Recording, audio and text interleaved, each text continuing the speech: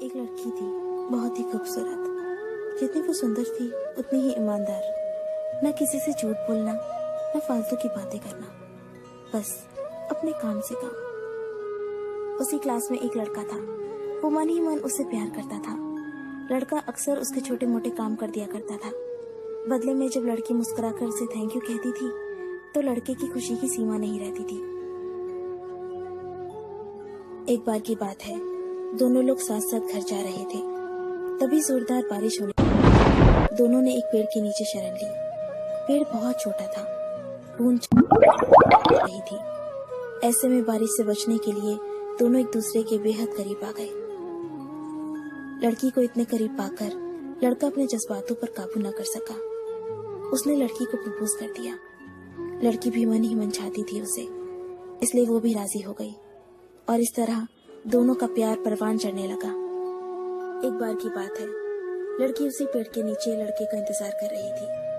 लड़का बहुत देर से आया। उसे देखकर लड़की नाराजगी से बोली, तुम इतनी देर से क्यों आए हो? मेरी तो जान ही निकल गई थी।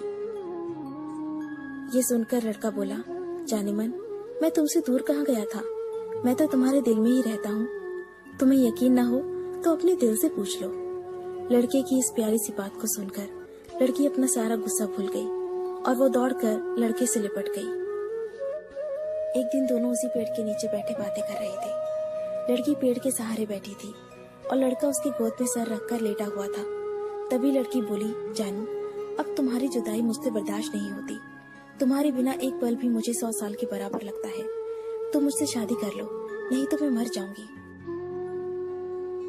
लड़के ने झट से लड़की के मुंह पर अपना हाथ रख दिया और बोला, मेरी जान, ऐसी बातें मत किया करो। अगर तुम्हें कुछ हो गया तो मैं कैसे जिंदा रहूंगा? फिर वो कुछ सोचता हुआ बोला, तुम चिंता मत करो, मैं जल्दी अपने घर वालों से बात करूंगा। धीरे धीरे काफी समय बीत गया। एक दिन की बात है, दोनों उसी पेड़ के नीचे बैठे हुए थे। उस समय लड़के का चेहरा बिल्कुल उतरा हुआ था। लड़की ने पूछा तो वो रुहासा होकर बोला, जान, मैंने अपने घर वालों को बहुत समझाया, पर वो हमारी शादी के लिए तैयार ही नहीं है। उन्होंने मेरी शादी कहीं और तय कर दी है। ये सुनकर लड़की का कलेजा फट पड़ा। उसका मन हुआ कि वो जोर जोर से रोए, लेकिन उसने अपने जज्बात पर काबू पा लिया और बोली, मैं तुमसे सच्चा प्यार करती हूँ। मैं तुम्हें कभी भुला नहीं सकती। प्लीज मुझे माफ कर देना। लड़का धीरे से बोला, वैसे अगर तुम चाहो तो हम हमेशा अच्छे दोस्त बनकर रह सकते हैं। लड़की ये सुनकर जोर जोर से रोने लगी। लड़के ने उसे समझाया और फिर दोनों रोते रोते अपने अपने घर चले गए।